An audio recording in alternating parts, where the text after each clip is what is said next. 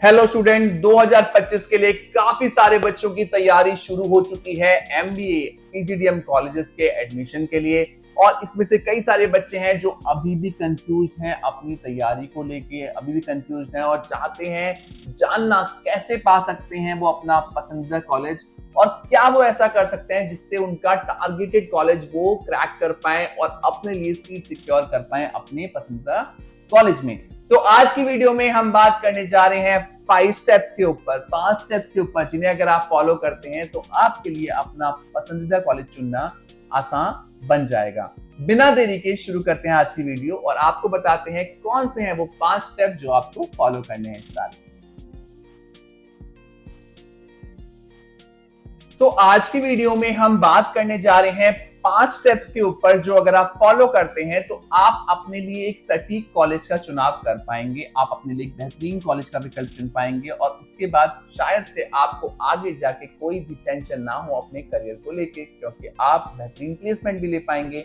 MBA PGDM की journey में सबसे इंपॉर्टेंट होता है सही कॉलेज का चुनाव और एक अच्छा कॉलेज जो आपकी पर्सनैलिटी के अकॉर्डिंग आपके ऊपर मेहनत कर पाए और आप भी उसमें उतना ही मेहनत करके अपने आप को निखार पाए और अपने लिए बेहतरीन प्लेसमेंट के विकल्प ले पाए। आज के दौर में जब कई सारे कॉलेजेस का प्लेसमेंट अच्छा नहीं चल रहा है, इवन आईआईटीज और आईआईएम्स में भी आपको प्लेसमेंट उस लेवल के नहीं दिख रहे हैं जो बच्चों की एक्सपेक्टेशन होती है, तो अपने लिए एक सटीक कॉलेज का चुनाव बहुत ही मुश्किल हो जाता है और बहुत ही टेंशन भरा ये पड़ाव होता है जिंदगी का।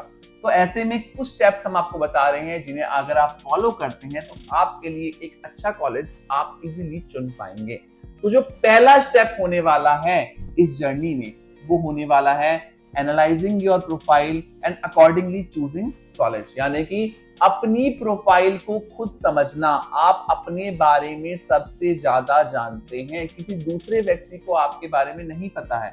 हर इंसान अपने बारे में जानता है, हर इंसान अपनी कमियों के बारे में जानता है, अपनी अच्छाइयों के बारे में जानता है। ऐसे ही स्टूडेंट्स आप भी अपने बारे में काफी कुछ जानते हैं, जिसके बाद आप ये एनालाइज कर सकते हैं कि मेरे अंदर क्या कमियां हैं, मेरे अंदर क्या प्लस पॉइंट है। अकॉर्डिंगली आप अपना लक्ष्य निर्धारित कर सकते हैं। सबसे पहला पॉइंट क्या है? लक्ष्य निर्धारित करना। अगर आपके सामने आपका लक्ष्य होगा, आपका कॉलेज होगा, आपके सामने वो लिस्ट होगी जो आपको अपने लिए सही लग रही है, तभी आप अपने लिए एक सटीक कॉलेज का चुनाव कर पाएंगे। तो पहला पॉइंट क्या है? लक्ष्य निर्धारित करना। होता क्या है, कई सारे बच्चे देश में एंट्रेंसेस के लिए बैठते हैं। हर साल लाखों बच्चे CAT, CMAT, MAT, XAT, SNAP जैसे एंट्रेंसेस देते हैं। उसके बाद क्या होता है, आप भीड़ का हिस्सा बन के खो जाते हैं और हम सिर्फ ब्रांड के पीछे भाग भाग के अपना टाइम वेस्ट कर देते हैं।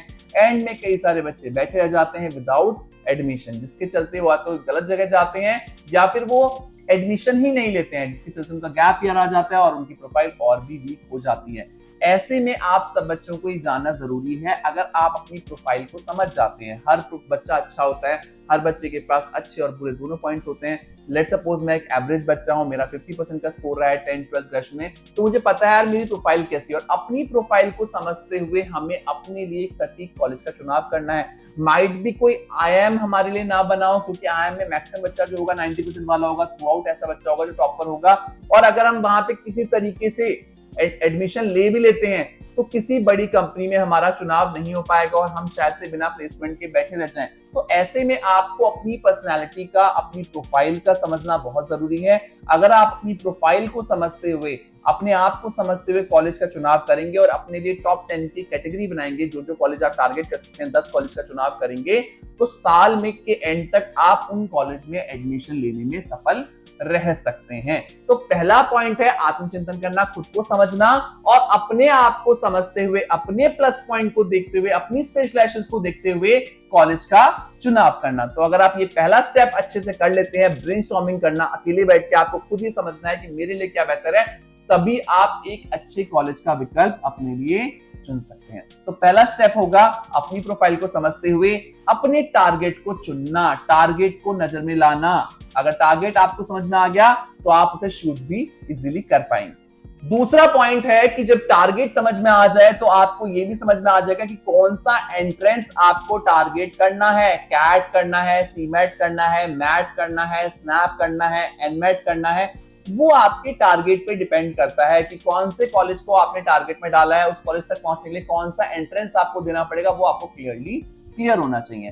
उसके अलावा आपका स्टडी मटेरियल, कई सारे बच्चे ऐसे हैं जो अफोर्ड कर सकते हैं बड़े बड़े कोचिंग सेंटर में कोचिंग लेने का, और कई सारे बच्चे ऐसे भी हैं जो सेल्फ स्टडी करेंगे। तो अगर आप सेल्फ स्टडी कर रहे हैं तो सेल्फ स्टडी का क्या मटेरियल आप यूज कर रहे हैं, कौन सी बुक्स आप इस्तेमाल कर रहे हैं, तो इसके लिए आपको थॉरो रिसर्च का करना बहुत जरूरी है। और अगर आप कोचिंग सेंटर्स जा रहे हैं तो आपको सिर्फ बैठ के नहीं जाना, तो आपको अपना पूरा टाइम इस्तेमाल करना है। कई बार ऐसा होता है कि हम फ्रेंडशिप के चक्कर में पड़ जाते हैं, वहां जाने के बाद हम खो जाते हैं, भीड़ का हिस्सा हो जाते हैं, क्योंकि 60-100 बच्चों का बैच होता है, तो कहीं ना कहीं वहां हमें बहुत डिस्ट्रैक्शन होता है। तो उस चीज पे आप कैसे लगाम लगाएंगे ये आपके ऊपर है, और कैसे उस चीज को समझते हुए आप आगे बढ़ेंगे वो भी आपके ऊपर रहेगा। तो दूसरा स्टेप रहेगा सही स्टडी मटेरियल का चुनाव करना और सही कोचिंग सेंटर का चुनाव करना। और आज की डेट में आप सबको बताना चाहेंगे, कोविड के बाद से ऑनलाइन एजुकेशन बहुत आगे बढ़ी है, और ऑनलाइन एजुकेशन के चलते कई सारे कोचिंग सेंटर आपको ऑनलाइन प्लेटफॉर्म भी दे रहे हैं, जहां पे आपको स्टडी मटेरियल मिल रहा है, कोचिंग मिल रही है, काफी सारी चीजें मिल रही हैं जो आप ऑनलाइन भी ले सकते हैं। तो आप ऑनलाइन भी क्लासेस लेके अपने लिए इस चीज की तैयारी कर सकते हैं, और अपने टारगेट को पाने की पूरी कोशिश का पहला स्टेप जो रहेगा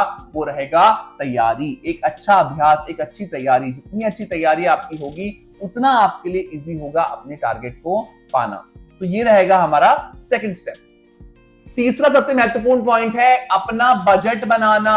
कई बार बच्चे बिना सोचे समझे, बिना अपनी आर्थिक चीजों को समझे हुए कॉलेज को चुन लेते हैं, बाद में प्रॉब्लम होती है लोन लेने में, बाद में प्रॉब्लम होती है पैसे के चलते, बाद में वो कॉलेज भी टारगेट कर लेते हैं बट उनका एडमिशन नहीं हो पाता है। आप कोई भी कॉलेज अपने टारगेट में डालते हैं तो आपको उसकी फीस का पता होना चाहिए पहले से पहले, और आपको ये भी पता होना चाहिए कि उस फीस के लिए आप क्या इंतजाम करेंगे।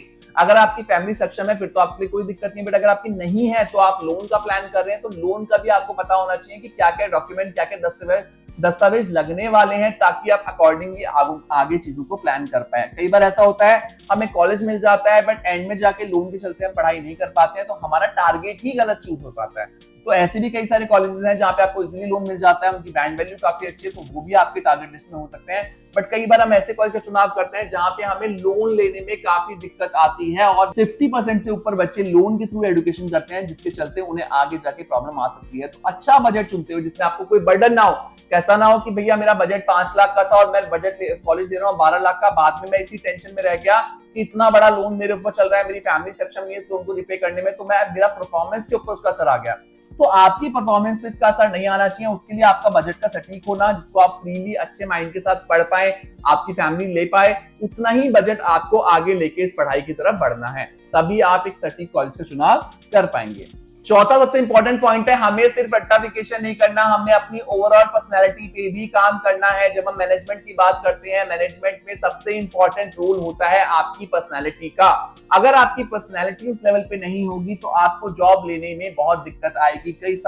कई बार ऐसे बच्चे मुझे कॉल करते हैं जो डिफरेंट स्टेट से होते हैं, जहां पे उनका एक्सपोजर उस लेवल का नहीं होता, और फोन पे वो कई सारे कंसल्टेंट से बात कर रहे होते हैं और हर कंसल्टेंट उन्हें प्लेसमेंट की गारंटी दे रहा होता है। बट ये बात आपको समझनी है कि आपको अपनी पर्सनैलिटी अच्छी बनानी है, आपको कॉर्पोरेट के हिसाब से अपने आप को तैयार करना है। उसके लिए आपको अभी से स्टेप उठाने शुरू करने पड़ेंगे, ताकि आगे जाके आपको प्रॉब्लम ना आए। तो इस पूरी प्रक्रिया में अगर आपको बेस्ट कैंपस तक जाना है तो वहां पे आपकी पर्सनैलिटी का अच्छा होना भी जरूरी है। अगर आपकी पर्सनैलिटी ठीक होगी तभी आप एक सही कॉलेज का चुनाव कर पाएंगे। अंतिम और सबसे महत्वपूर्ण पॉइंट जो कि कई बच्चे नहीं सोचते हैं, अपने लिए सही स्टेट का चुनाव करना।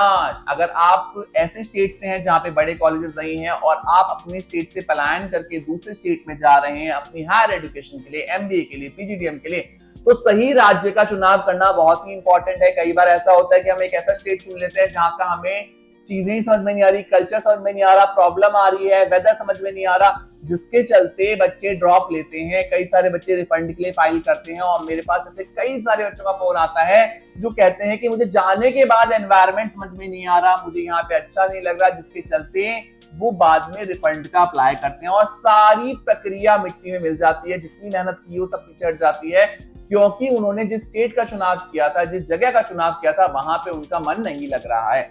तो ये पॉइंट भी आपका क्लियर होना चाहिए कि जिस पर्टिकुलर लोकेशन पे आप टारगेट कर रहे हैं वहां आप सर्वाइव कर भी पाएंगे, नहीं कर पाएंगे, वहां आप चीजें ठीक से कर पाएंगे, नहीं कर पाएंगे। तो इस चीज का भी बहुत इंपॉर्टेंट रोल प्ले है। आज की वीडियो में हमने चर्चा की 5 बातों के बारे में, जिन पे अगर आप ध्यान देते हैं तो आप कर सकते हैं एक सटीक कॉलेज का चुनाव। आप कर सकते हैं उस कॉलेज का चुनाव जो आपको देगा बेहतरीन प्लेसमेंट और साथ ही साथ देगा फ्यूचर में काफी ज्यादा सिक्योरिटी। आशा करते हैं आज की वीडियो से आपको काफी क्लैरिटी मिली होगी और आप अपने लिए एक सटीक कॉलेज का चुनाव करने में सफल रहेंगे। फिर भी अगर आप किसी बोर्ड पर अटकते हैं, कहीं पे आप भटकते हैं, तो हमारी टीम से आप स्क्रीन पर दिए गए नंबर पर संपर्क कर सकते हैं। हमारी टीम ये पूरी कोशिश करेगी कि आपकी जर्नी को और भी सुखद बनाया जा सके। आशा करते हैं 2025 आपके लिए काफी बेहतरीन कॉलेज का विकल्प लेके आएगा और एक बेहतरीन कॉलेज में आप एडमिशन लेने में सफल रहेंगे। Thank you so much for watching us. Best of luck.